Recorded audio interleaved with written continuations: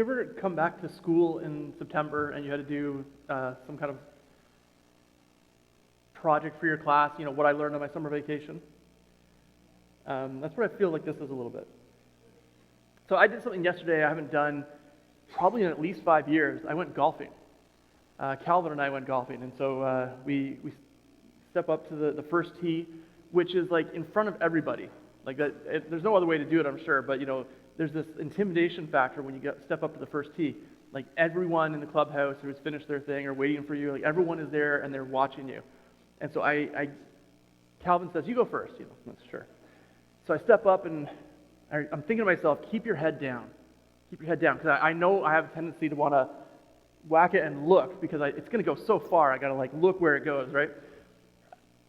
And so I'm saying, keep my head down, keep my head down. And I swing and I smack it. It must have gone at least 12 feet. It's probably a little bit further than that, but it did not go straight and long. It went off to the side and short.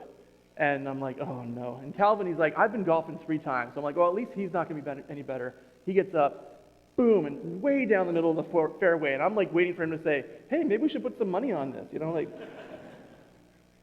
I was definitely rusty. I haven't preached in 3 months. We'll see how rusty I am for this. But I was thinking about the guys who are continuously at the top of the game playing golf. They're always like on the final day in contention to win. And it made me think, the more often you do something, the better you are at it. And in a competitive world, that usually gets rewarded. Now, golf isn't my favorite sport. My favorite sport is basketball. And so I was thinking, who are the highest paid players in basketball? Steph Curry is one of them. $60 million a season next year. $60 million. And they play 82 games. And so I was doing a little bit of math. It works out, probably if he's playing 40 minutes a game, he's making $300 a minute, which is just unbelievable. I think my math is right for that. Maybe it was 300 a second. I forget. Anyway, there's even a couple of guys who are making more than him, more than 60 million. There are 15 guys in the league making more than $50 million next year. And there's a couple on the horizon, like their extensions haven't kicked in yet. They're going to make $70 million a season. It's unbelievable. But the better you perform, the more you make. Like you don't have the guy who's 15th on the bench making that much money. He's still making a ton. Like I would definitely say, just give me the 50. I don't even need to make it on the court. Just give me the league minimum. I'd be happy with that. But the better you perform, the more you make. And so the guys who are perennial all-stars or like champions, like MVPs, they make more money. And it's just generally true in our society. The better you are, the more you make. If you're in sales, the better you are, the more you make. If you are a doctor and can perform brain surgery, your salary is going to reflect that. I don't know for sure. I'm guessing in the military, it's the same kind of thing. The higher your rank, the more you make. You might say it doesn't necessarily mean you're better, but that's up to you guys to decide. It's just kind of a truth of our society. The danger is when this mentality sinks into our faith. You might think the more you do for God, the more He will love you. Like if we're looking at it from what you get out of the situation, God's going to love you. The more I do for Him, the more I read my Bible, the more I pray, the more I witness, He's going to love me more. This mentality that your relationship with God depends on your performance for God. Your relationship with God depends on your performance for God. If you're not doing those things, He'll still love you because He's God, but maybe just not quite as much, right? Like that's kind of the danger of having this kind of mentality. But it puts you on the treadmill of false religion. It's actually the way most other religions work when you think about it. Like you have to do enough to be able to be good enough to get into paradise or heaven or whatever it is that they believe in. But it isn't true. And it absolutely kills our soul. This mentality can actually be especially true for a pastor. And you might think we know better because it's our job to know better, but it does happen. And so, when people have been asking me, so how was your sabbatical? What'd you learn? My biggest takeaway was this. And it may seem simple. Like you're thinking to yourself, really? 3 months for that? But it's really important. And I think it's something that is going to be important for all of us to understand. It's probably not a new thought for you. If you've been coming to church for some while, you may have heard it before. And yet there is this tendency to drift back into the mentality that says, I've got to do enough for God to love me. My worth isn't rooted in my achievements, but in my identity as God's child. Okay, I want you guys to understand that, because it's my biggest takeaway from my sabbatical. My worth is not rooted in my achievements, but my identity as God's child. What did I do for God for the last 3 months? Like, what did I produce? How did I perform? Like, most of the year, I'm up here at least 3 times a month, probably more, putting together sermons, delivering them. I'm in my office. I'm taking calls. People want to get some counseling. We do that sometimes. I'm sharing my faith. On my sabbatical, I was just kind of like a lot of rest and relaxation, which was kind of the idea behind it. But I didn't perform for God. And did God love me any less? He didn't. In fact, I actually, in a lot of ways, felt closer to God. I didn't feel like I had to read my Bible. I wanted to read my Bible. I didn't feel like I had to pray. I wanted to pray. And so my worth is not rooted in my achievements, but my identity as God's child. We're going to talk this morning about the prodigal son. If you've been going to church for any length of time, you've probably heard the story. I know I've preached on it multiple times here in this church. And yet it's one of those great stories that we keep coming back to. And there's a bit of backstory to it. The chapter doesn't start with the prodigal son. It starts with a man who lost his sheep, a shepherd who lost his sheep. And then he goes out and searches and finds for it. And then it's a woman who lost her coin. And it starts with, 100 sheep, one is lost. And then there's 10 coins, one is lost. And so each time it's getting more and more valuable. And then it comes finally down to a father and his son. 2 sons, one who goes off. And so the son comes to his father and he says, I want my half of the inheritance now. Occasionally it happened in that culture, but most of the time it happened after the death, kind of like today. Like it wasn't given with a warm hand. It was like once the father passes away, the inheritance goes to the child or the children. And so it's really unusual for the son to ask the father for this. It's actually really offensive. Again, if you've been going to church, you've probably heard the story. It's the equivalent of saying, "I wish you were dead. So give me what's mine, and I'm gonna leave." And so the people, you got to remember, this is a story that Jesus is telling, right? There's an audience, and the audience hears this, and right away, they can't stand the prodigal. They can't stand this son. They're like, I hope he gets what's coming to him. And Jesus tells the story. And you know what? I think the prodigal had a blast. He took his money, he went, and he partied. The reason people do these things is because it's fun. He didn't take his money and then put it away in stocks and worked hard. No, he blew it. He just said, I'm a big spender. I'm going off to the big city, and I'm spending all it. I'm going to have an amazing time. And then something happens. A famine hits the area. He runs out of money. And he gets himself into trouble. And he ends up taking the worst job possible, feeding slop to pigs. As bad as that would be for you and me, it's even worse for them. Jesus' audience hears this. They go, pigs? Pigs were like the worst unclean animal possible. So this is not just like a physical gross thing. I mean, they're literally walking around in the things that pigs produce. It's also a spiritual thing for them. Like, for you to touch a pig, that's like unclean, like, on a whole different level. It's like a spiritual uncleanness. And so again, these people are thinking, finally, the guy's getting what he deserves. Jesus is going to teach this lesson about, maybe we might call it karma. Like, you do this is what you get. That's a worldly thought. It's not a Christian thought. But I guess that's what the audience is thinking. And so the son is sitting there in filth. And when he finally came to his senses, he said to himself, "At home, even the hired servants have food enough to spare, and here I am dying of hunger. I will go home to my father and say, 'Father, I have sinned against both heaven and you. I'm no longer worthy of being called your son. Please take me on as a hired servant.'" Now he could have said, I'm gonna ask my boss, the pig master, for a better wage. He could have said, I'm gonna go on somewhere else and find my fortune somewhere else. He said, no, I realize I need to go home to the Father. He doesn't fully understand the Father, though, because what he says is, I want to be a hired servant. A hired servant was in some ways actually lower even than a family slave in those days. A hired servant could be just released at a moment's notice. He knows his father says his father's good enough that even the hired servants have enough to eat. And so that's as much as I can hope for. So he doesn't fully understand the Father yet, but he understands himself. He knows that he is not good enough on his own. He says, I've blown it. This is the best I could be on my own. I need to go to the Father.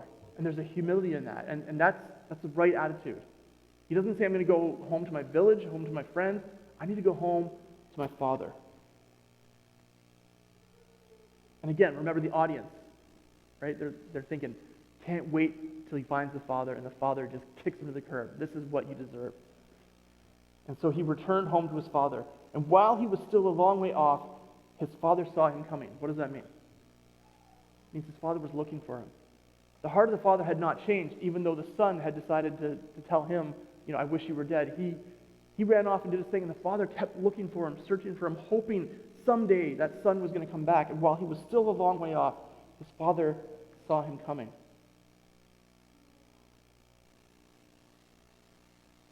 And here's the amazing part for the audience. Filled with love and compassion. The audience is probably shocked at this point. Filled with love and compassion? Isn't he filled with anger and disgust? No. Filled with love and compassion, he ran to his son. If you've heard this sermon before, this topic before, you've probably heard, highly unusual for a man in that culture at that stature to run. It's actually kind of, embarrassing for him to have to run. But he ran to his son. He embraced him and kissed him. Do you remember the part of the story where the son washed all the pig garbage off him? No. He's coming home filthy. See, a lot of times we have this mentality that says, even if I want to come to church, if I want to come to God, I got to get myself cleaned up first. I've talked to people who I've invited in the church, and they've been like, if I step foot in a church, lightning would strike me down. I'd be like, you don't understand the Father. First of all, you don't understand yourself either, because you're really not that bad. There's nothing you could do that would be enough that the Father would not welcome you home, embrace you, and kiss you. The thing is, you couldn't clean yourself up enough to earn your way into the Father's arms, but the Father welcomes you to his arms anyway. And so his son starts his speech. Father, I've sinned against both heaven and you. I'm no longer worthy of being called your son. But the father doesn't want to hear it. He just okay, that's all great, but listen.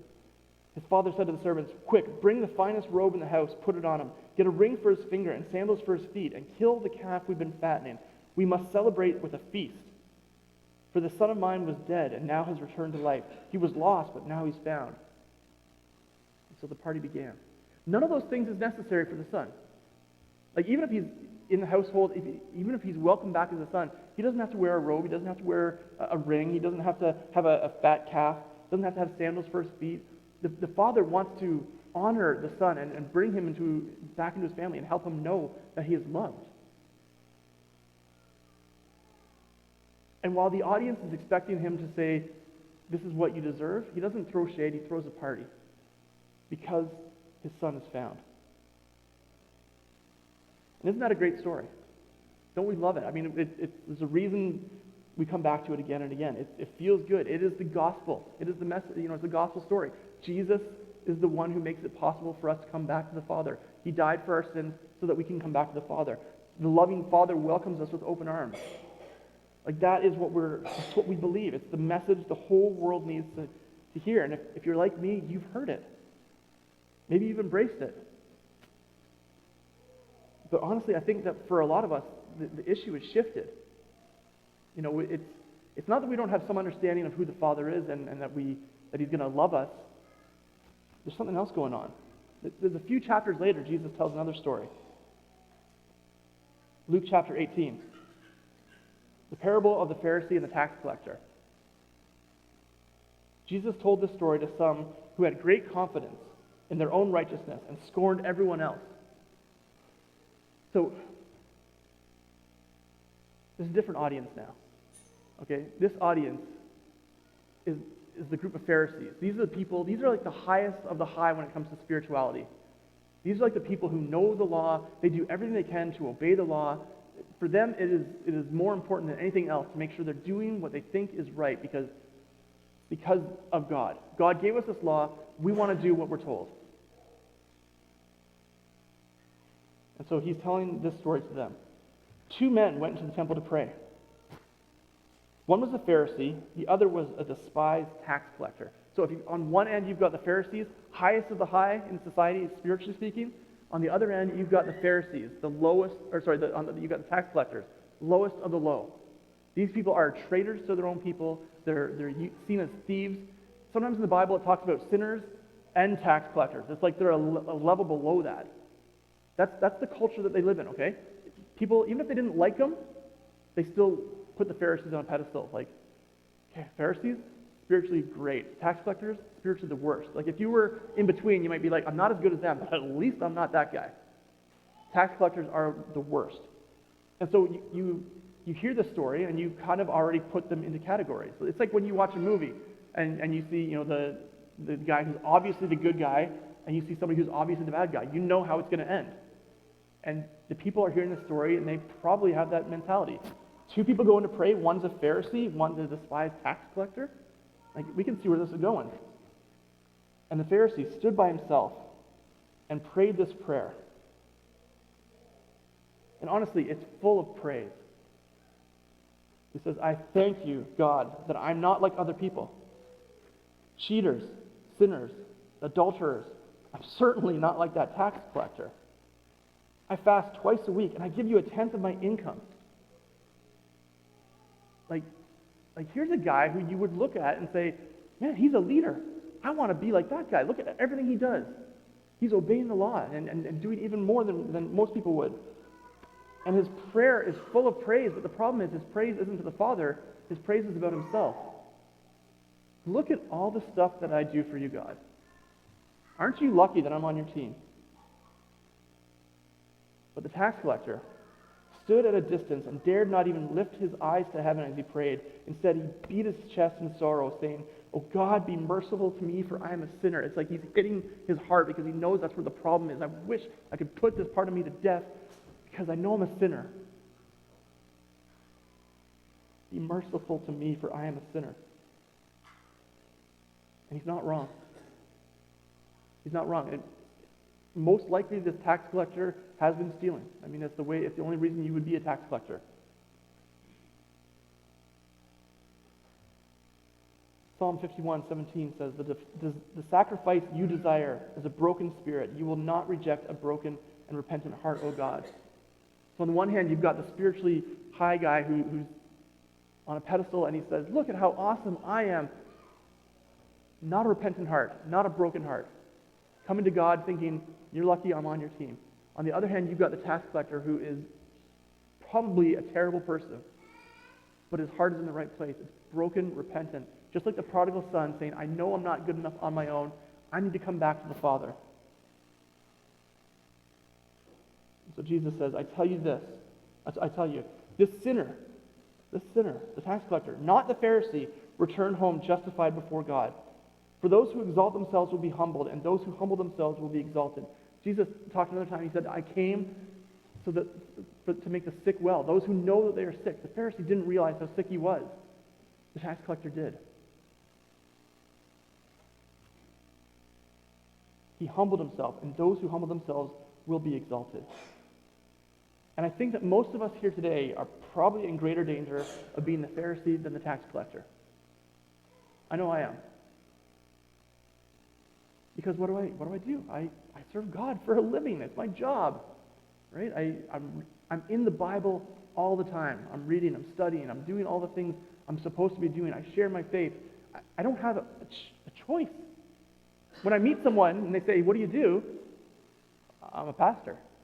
And if they have any questions, then I tell them all about it. It's actually really easy for me to get into a spiritual conversation. They don't always want to have it after that, but it's easy for me to get my foot in the door. But it's also easy for me to be a Pharisee. It's easy for me to come to God and say, hey, here's what I've done for you. Isn't it great? The thing is, we are all prodigals. We are all prodigals. But the prodigal had a brother. And his story isn't really any better. The older brother. See, Luke 15 starts, I talked about the coins and the sheep, but even before that it says, tax collectors and other notorious sinners often came to listen to Jesus teach. This made the Pharisees and teachers of religious law complain that he was associating with such sinful people, even eating with them. So again, you've got this dynamic where this people who are spiritually great are looking down on those who are spiritually poor. And the spiritually poor people loved Jesus, and the spiritually great people did not like Jesus. So Jesus told them this story, the lost sheep, the lost coin, the lost son, which we've talked about, but now it ends like this. Luke 15, starting verse 25. Meanwhile, the older son was in the fields working. So all this is other stuff's going on with the younger brother. He's run off, he's done his thing, he's come back. The older brother doesn't know because he's out in the fields working. And when he returned home, he heard music and dancing in the house. And he asked one of the servants what was going on. Interesting, he doesn't go to the father, he asked one of the servants. The servant says, your brother is back, he was told, and your father has killed the fattened calf. We are celebrating because of his safe return. Do you think the older brother is happy? You probably heard the story, so you know he's not. The older brother was angry and wouldn't go in. His father came out and begged him, but he replied, all these years I've slaved for you, never once refused to do a single thing you told me to. In all that time, you never even gave me a young goat for a feast with my friends. Yet when this son of yours comes back after squandering your money on prostitutes, you celebrate by killing the fattened calf.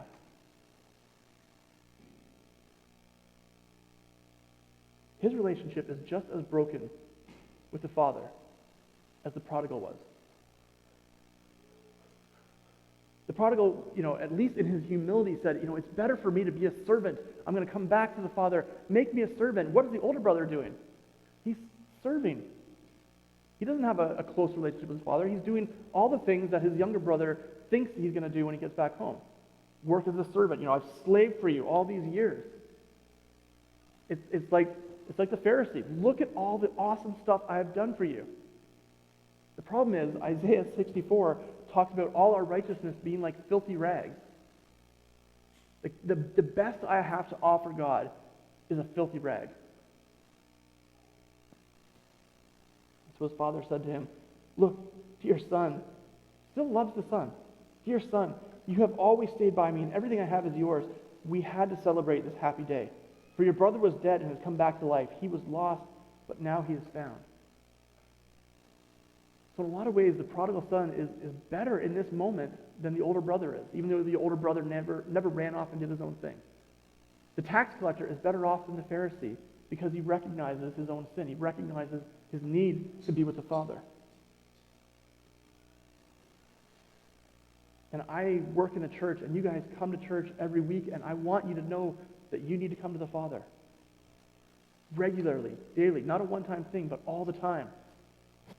John 15, 4 and 5, Jesus said, remain in me, I will remain in you.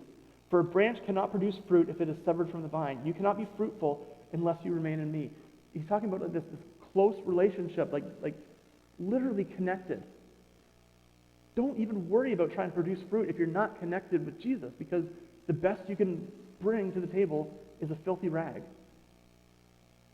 Yes, I am the vine, you are the branches. Those who remain in me and I in them will produce much fruit, for apart from me you can do nothing. We got to make sure we don't get that flipped. Like I don't bring things to God in order to make him love me. I love him, he loves me, and therefore I will do things for him. But it's got to be that way. The fruit has to come out of the relationship. Otherwise, it's broken. It does not work. So, what I want for you, what I want for me coming out of this 3 months off, rest in your identity as God's child. Let that be the most important thing about you. Recognize that you need him. It's not about your performance, but about your position. The fruit comes out of your relationship with God, not the other way around. I'm going to suggest we, as a church, memorize some verses about who we are in Jesus. John 1:12, all who believed in him and accepted him, he gave the right to become children of God. Like that's where we're at. If you believe in him, you are his child. Galatians 4:7, now you are no longer a slave, but God's own child. And since you are his child, God has made you his heir. 2 Corinthians 5:17, this means that anyone who belongs to Christ has become a new person. The old life has gone. The new life has begun. Rest in that identity and draw close to God. Jeremiah 29:13 says, if you look for me wholeheartedly, you will find me. All right, if you feel distant from God, take a step towards him. James 4:7-10. This is a bit of a longer section. Humble yourselves before God. Resist the devil. He will flee from you. Come close to God, and God will come close to you. There might be some repentance needed, like the prodigal son. Come to the Father, wash your hands, you sinners. Purify your hearts, for your loyalty is divided between God and the world. Let there be tears for what you have done. Let there be sorrow and deep grief. Sometimes we need to be broken in order to come back to the Father. That's where the son was. He was at rock bottom. Let there be sadness instead of laughter, gloom instead of joy. You humble yourselves before the Lord, and he will lift you up in honor. That's what we need to do. I'm going to invite the worship team to come back up. We live in a world that values performance.